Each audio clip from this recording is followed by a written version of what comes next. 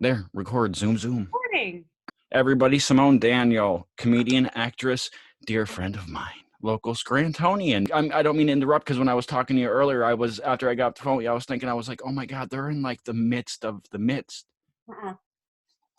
We got the fuck out. We were gonna stay, and then our family was really freaked out. And it was funny because you don't really like New York is kind of okay when you're there. When you're in it, you're like, oh, okay, what? And like especially in our neighborhood, it was really it just felt very normal a lot. Uh, Right. and then I left, and I was like, oh, it feels way more normal anywhere but there. And Yeah, you like don't really like everyone's like freaking out because they're watching the news, but day to day I'm like, sun's out, it's beautiful, flowers are coming up, right. it's great, you know. That speaks a lot to a lot of different things, but, it reminds me of New York, I love you, but you're Bringing bringing me, me down. oh, it's Um, not, I can miss it. the thing about that is that's the truth, and I talked about this in other videos, the 24-hour fucking news cycle. The last video I put out, I'm like, that's how, because I'm doing this 101 movies that you must see thing where I'm trying to get everyone to compile a little list of the must sees of their favorite. So we'll talk about that later. But when in the midst of talking about that, I said everyone's mind, even with this coronavirus thing, is going, thinking in terms of movies, or, like the world is like contagion or outbreak or whatever. That's sort of what's in people's, well, I mean, that's just the way people's minds, that's the only imagery they've ever gotten, or the pages in the history books of like the Spanish flu or, whatever. But people's mindset, because of the news cycles, that the world is crumbling. Then, like you said, you go outside and it's a beautiful day. I mean, it's pretty, look, we can do better than talk about the weather. We've Oh, never talked about the weather this much in our lives, and I feel no, like it would be a lot more interesting than the weather. the only thing is, I was thinking of, it's like my first Zoom. You are my first Zoom you I'm your actually first Zoom? no, you're my first interview period podcasting, Oh, okay. which I always thought would take place in the back of like a Chevy Nova, but go figure. Oh, that would have been very cute. Don't rock the boat, baby, rock. You are my number one I forgot. interview, so I don't mind a little bit of a chit chat. I don't mind a little bit of this or that. Speaking of which, you've lived 3 blocks away from me my entire life, and we've Yeah, only met, 7 years ago, 8 years ago. 7 years ago or so. And the way that I love you is in the way that I think I've known you my entire life, which makes sense because I have, but we just never bumped into each other. Like you've known all of my friends my whole life. I've known your friends my whole life, but we've never known each other, and we lived so close. Because I'll tell you what, I used to hang out over on the other part of Hyde Park. I would like hang out on Orm Street, Schlager over there, because my Ah, grandmother lived over there. So I was friends with all those kids. Like Kristen I Penn's grandma was over there. We would hang out. kids, The that was Orm back Street when kids, people went out in the neighborhood and they hung yeah, out. yeah, Remember that? we'd ride around on bikes all day and Eh, shoot the shit and hang out outside Nikki's Hoagie, like looking for a little action or something. and smoke cigarettes at a young No, age. we weren't cigarette kids, but we Oh, watched. that's why we never hung out. Yeah, I not until high school. Not until high school, and by then I was already at Scranton High. Well, and you are also a couple years younger than I am. I am, yeah. Just a couple. So much. The one thing I did want to discuss with you, where I think, well, we started off. We did Pride and Prejudice. We met through the Vintage Ensemble. Connor O'Brien. Did you play Carolyn? You played Carolyn? Carolyn Bingley, your sister? No, your friend. Yes. Yeah. My friend, yes, through way of letter. But then we all became friends during that. But I think it was really when you and I were thrust together to write the what would you call it, Uh, interactive theater piece, yeah, yes. RXV, which stood for high school reunion 15, the 15-year high school reunion. And I think in one night around your campfire, go ahead, tell a tale. Really, it's one of my favorite like memories of making anything ever. We hadn't done really like we didn't do a show for a while with our ensemble, with the New Vintage Ensemble, and we were like nervous that we were going to do a show again. So then you and I were like, "Fuck it, let's write something," and then we just made like 3 pots of coffee and had like 4 packs of cigarettes a piece probably, and like just sat in my backyard, like anything that made us laugh we then put in the script, and we really did not edit it much. We were just like, all right, here's the funniest story I heard in high school. Here's the funniest thing that somebody did. And like we just went back and forth, like telling all of our ridiculous stories that we remember hearing about people in high school and put them in the show, and then just like riffed over caffeinated and like just more cigarette than people at that point. And I think that's why it did work so well. because that was the thing. You know, we didn't overthink people. It's tough. And anyone who's out there, even with a writing project in school, someone gives you a writing project. It's tough because you have anything in the world to think about, and when you have to pick from anything, it's extremely difficult. And I'll tell you, I really hate writing a lot, kind of. It's hard. It's hard, and it like just kind of fucks me up, and I can't ever not doubt myself. I never don't doubt myself for one word. And that was like the most fun I ever had because we just didn't even, there was absolutely no questioning or no filter. No, and And I think I truly feel like it was the funniest thing I've ever done I in my life. we're the same, I think, in that way where it's like we know where we're comfortable and where we're good. And Yeah. writing is not one of those. Well, no, come to find out it is. Come to find out that we could be badass writers when we want to be, but it takes a lot of work. But Yeah. it's definitely for me stepping out of my comfort zone. It's like singing, you know, doing something like that, stepping outside of what you normally know that you're confident and comfortable with. It's always a challenge, but sometimes you can come to find out that you're pretty damn good at it because that show was successful. And I don't know about you, but I was really worried. I didn't know. You didn't know because the content was so absurdist, you know? Yeah. Yeah. And I mean, it didn't make a hell of a lot of uh, sense. No, not true. It did fucking make sense. It made enough sense. It made enough sense. Right. Um, but I was definitely like that week leading up to it. I was very, very stressed because I think that was really my first Do you time. remember our fight over MacArthur Park? Yeah, we had a huge fight over it. I wanted to use MacArthur Park in its entirety, the Richard Harris version, and it's Eight like a minutes. 12-minute song, 8 minutes, whatever. Well, yeah, Eight, somewhere. and I insisted that we had to play the whole thing and that it would be super funny. And you were very upset with me, and it was like absolute fucking blowout we had, and like it really we were not That was the friends. only that was the They were only out of all the things we didn't gel over. That was the one thing that we didn't gel over, and that was it. Out of the whole thing, that was just let's just agree to disagree and forget about it, you know. And I've done enough projects with enough people to know that there's a lot more room for a lot more fighting, and it was a It was. breeze with you. Do you remember the bathroom Well, with incident? the smoke, oh, how does one forget such a thing?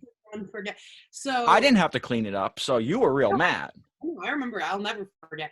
It was at the Vintage Theater before it closed, and they had a cafe that ran during the day. And this guy came in halfway through the day, and he's like, "Oh, I'm sorry. Can I use your bathroom just for a minute?" And they were like, "Yeah, that's fine." And he like ran in. No one thought anything of it. They went on, like we kept like setting up our set and decorating.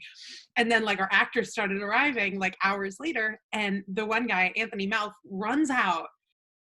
He has like a very joyful voice. So you Melf would be fully the understand Melf that would be the best candidate to find this mess. If he anyone, of all yeah, the people. And guys, I think he was gasping. He was like, and I was like, what's going on? And he's like, you just gotta go see. You gotta go see. And I went in, and the guy had I don't know, he was like a pervert or something because could I say shit? yeah, say the room All was he painted the room with shit. He painted the room painted with shit, an explosion, and there were like pinto beans in it, and he shit on the sink, he shit on the he made walls, on the he floors, on the made toilet. pinto bean art. Oh my god. It was like a spinning. Remember those spinning wheels? Where like when you were a kid, you'd splatter paint on it and the Oh, wheel would spin. yeah. It was like Oh, that. He was on the wheel on like a spindle, and they just spun him around, and his ass just exploded like pinto beans all over everything. And it was like dry at this point, and we were like, the audience was like coming in like a half an hour, 45 minutes. So I'm just like inside with like rubber gloves. I nine remember in a face. Are straight you at? It was gloves. your face I remember most. It was like a don't talk to me, don't fucking come near me, don't look me in the eye, don't, and especially don't come near me because you were knee deep in pinto beans apparently.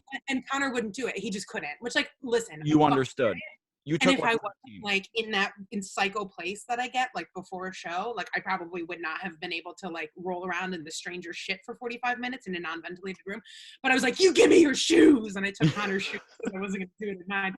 And I'm just like crawling around squatting in his shoes, like scraping shit up off every surface with a butter knife. And it ain't just one of those you had to be there stories, folks. Just enjoy the fact that a man walked in off the streets into a place where we were just about to have 100, 200 people watch a live play, went into the bathroom, did shit art all over the wall, like something. It was like something you've never seen. So the room was painted in shit.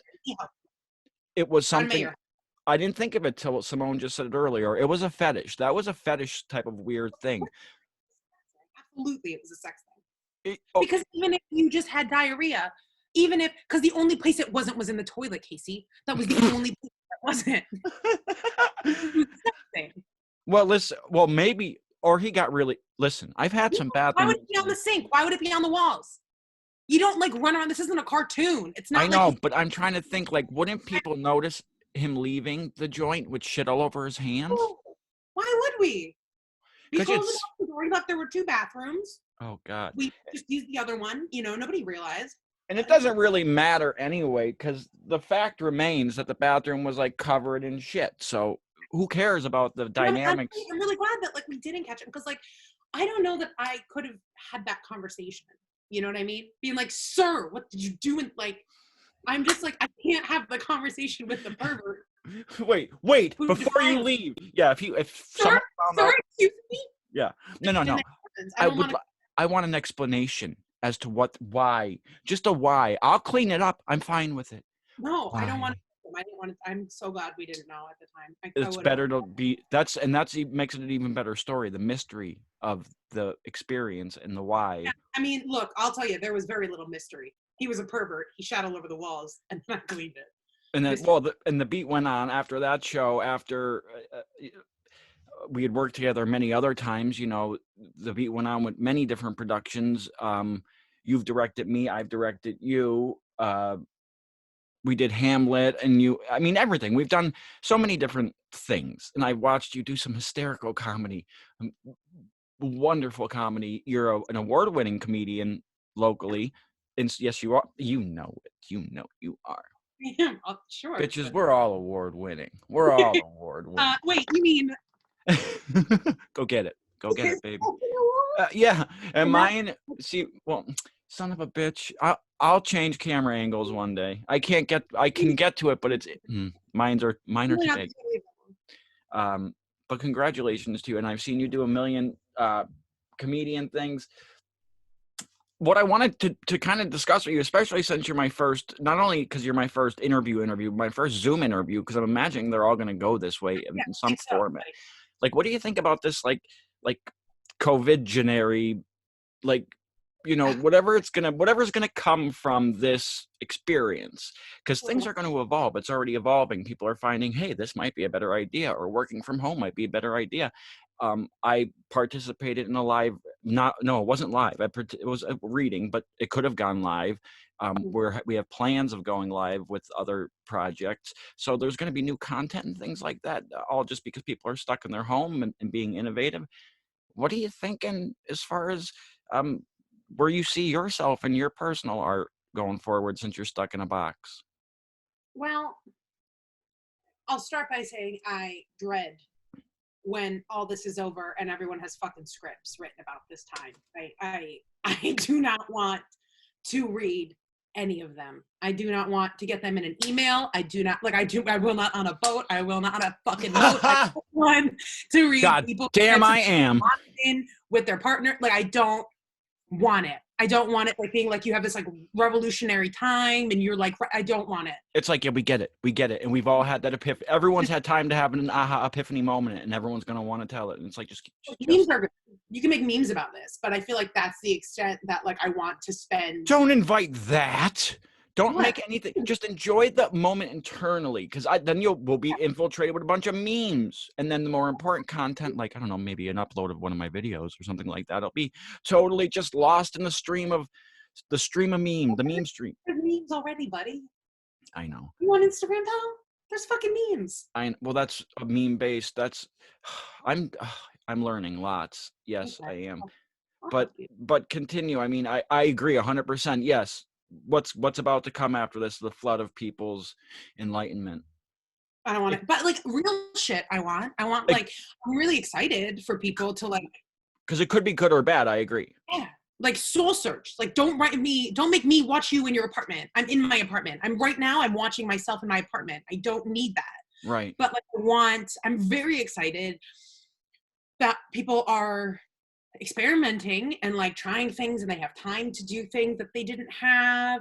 Like, I'm painting right now. I am not a very good painter, but I'm really enjoying it. But you're And doing it.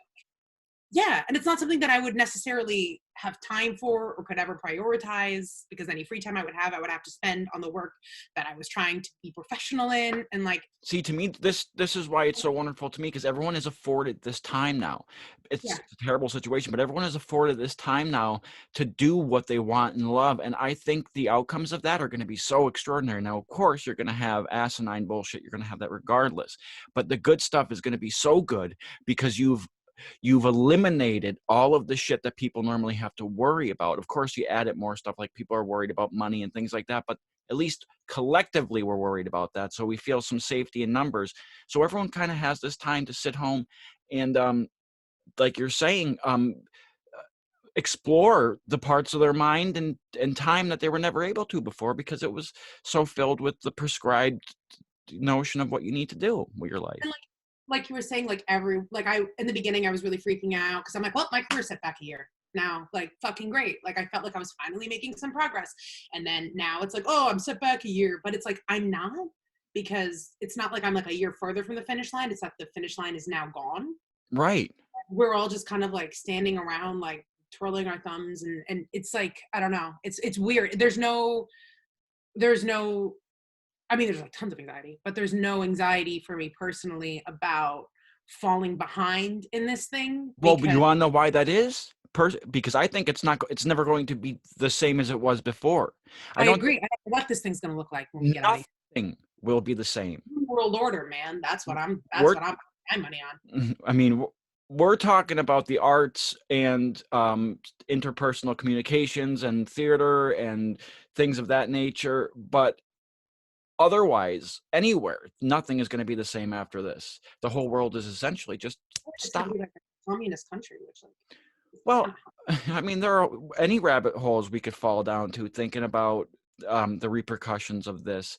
But I think we're standing at a precipice now where we have the opportunity to mold our own future, which Mhm. we've never had before. Yeah. We've always had to just follow what was done before and follow the path. But now we have the opportunity to sort of say, okay, now we have to make do with everything that's in the kitchen and make But in this, something. but in that way, I feel like we are at an advantage. Like people like you and me and Connor and all the other organizations I'm with, where we've been doing poor theater for years. You know what I mean? Like, we've never had money to throw at things. We've never had resources. We've never had like a clear path to producing anything or getting anything made. Like, everything we've done has been spit and glue and imagination. And I feel like very comfortable in that world. That was And preparation. I feel like we have like a really good head start on Not only on that, but new community. yeah. Because one of the biggest things is people can't seem to get together and organize and communicate and cooperate. When we work in groups, big groups of 14 to 20 people, you have to cooperate to make things work. You have a hierarchy, and it's a small microcosm of society, pretty much. You have to, cooperate. There needs to be some sort of understanding, and there needs to be compromises. There needs to be, you know, things like that for it to even work. The 101 movie club now, because I do want maybe your take on this. I didn't give you much time to really think about it. I think about this all the time. I just spend my life ranking movies. Best of every cat. Like, that's all I do. Well, are there a couple now? Are there a couple must sees? Like, I, I I don't want them to follow any rhyme or reason, but I want them to be weighty. I'll just and good movies for the sake of whatever your perspective is. Yeah, no, I got them. Top five like most important movies in my life. There was one I'm going to say an honorable mention because it's new, and I just saw it on my birthday, one on my birthday, and I've watched it twice since then, and it's Okay. the best fucking movie I've ever seen in my life. Portrait of a Lady on Fire. If you haven't seen it, y'all should see it. Portrait of It's a Lady on Fire. Okay. It's a costume drama. It's in French. It's lesbians. It's painting. There's a beach. Literally the perfect movie. It's The got beaches, bitches, and brooches. You yes, can't no, miss it. I think Well, that is you're a break, actually. Yes. well, you are a costume guru, so absolutely, I could totally appreciate a period piece. Continue. Wonderful. Okay, so funnily enough, there's actually a period in it, period piece. Essential viewing, Clueless is perfect. It's a Yes, perfect yes, especially for that age. Yes, our age bracket. Clueless. Thank you. age bracket, really? Well, I it think changed. It changed the course of the way the world worked from like 93, 92 to I don't know 2000. From well, 96 it came out, I believe. did it come Or out in 96? Oh my god. I believe 96. Yeah. Well, Could be. Clueless is one of those movies that did change popular culture forever, undeniably. Still, Paul Rudd looks the same It also. does still. Does he do it? I love And what him. about Stacey Dash? Even though she's a fucking weirdo, still looks the same. She looks the same, but Yes. I mean, if we're talking about like people who like are thriving, I don't know that I met Alicia Silverstone. Oh, him too, her too. Yeah, yeah. I worked with her on a TV show called Mismatched or something like that. It didn't last long. And do you know she has a little tick? What do you mean? Like her Actual you'll notice if you watch some of her movies, they edit around it. mouth thing? Or It's so she'll make a face. Yes, she's designed that because she's designed that to hide a mouth tick. So she'll I love it. He's doing great. I love it. I think it's adorable. yeah, I think that's just she's the cutest person alive in that movie. She's so cute. she does weird shit too though. In her Everybody personal life. shit. I don't know. Shit. I don't know, but you chew up. Okay, continue. Did she go to defile the bathroom with shit before a show? No. Then she's cool in my book, man. All right. Not even the weirdest personal conversation we've had. Fair enough. Fair enough. Continue. Okay, other movies. Essential viewing. Boogie Nights. Wonderful. Yes. Oh, we were just talking about the scene with the firecrackers. Don't worry, he's Chinese. Yeah, he's throwing the ball. Jesse's girl. Yeah. I want to be. That's Modena, Alfred Modena. There's so many great scenes when they're doing coke. Will you be my mom? Will you say I'm your mom? You're my mom. There are so many scenes in that movie that drive me nuts. Great in a great way. Well done. When Philip Seymour Hoffman tells Dirk Diggler that he loves him, spoilers, on New Year's and tries to kiss him, and he's like at the car, he's like, I'm so stupid. Yeah.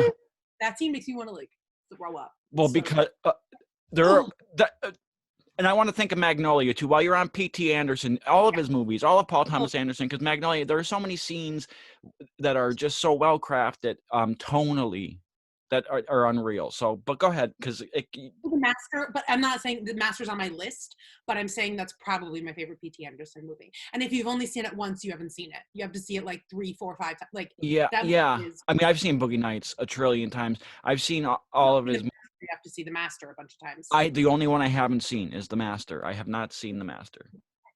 The best. You'd love it. You would love it. I'll put that on the list. But P.T. Anderson in general, folks. Go ahead. Okay. Next I have Newsies. I love your list. Eclectic list. Great. That's why I'm going to do this personally with people because and they're all right. Newsies also reminds me of Bugsy for a reason. Bugsy, but it's in the same vein. Okay, I'm gonna see Bugsy. I love it. It's unionized labor. It's like cute boys singing and dancing. It reminds you of a quaint time when we wore dusty caps. All the songs are great. Christian Bale shit. That movie's the best. I love it. Love Newsies. Okay. Fun. I have now Portrait of a Lady on Fire wasn't on my official list. So the other costume drama that I have here that's like just a perfect movie, and I don't give a shit who you are. It's literally the most beautiful movie ever made. Is the 2005 version of Pride and Prejudice, which it's not because that was our show that we found. I loved our show. One of the reasons is because this movie is so perfect. Well, I did end up watching that. I played Mr. Darcy for background information, and I didn't. Right, Simone is right. I didn't know anything about him, but I did watch. So I didn't watch the whole of it, but I watched enough clips to know that's a gorgeous movie. It is a gorgeous movie, but funny story. When we were bowling, we had like a cast outing to bowling during rehearsals, like a few weeks into rehearsal. And we like said something about the end with Mr. Darcy and Elizabeth getting together. And you're like, really? They get together? I thought he was a bad guy. And everyone's you want to know why? They all made fun of me. What? You all made fun of me. You want to know why? I unfold every show I do like that. because You isn't don't read the script before not rehearsal? not just that. This was a special circumstance. This show was a special circumstance, and a show I never definitely never read the book. The thing is, when I do find out, because I don't read a script in its entirety before I start a show. Most of the times I don't. I I I just don't. But you find out things as you grow. Now in Pride and Prejudice, don't you think Mr. Darcy is a dick the whole time until at the end when you find out he's a nice guy? But like that's the point of Mr. Darcy. Right. But And I think that was the my opposite of Darcy is to know that he's a good person. I stand by it because that was my natural progression.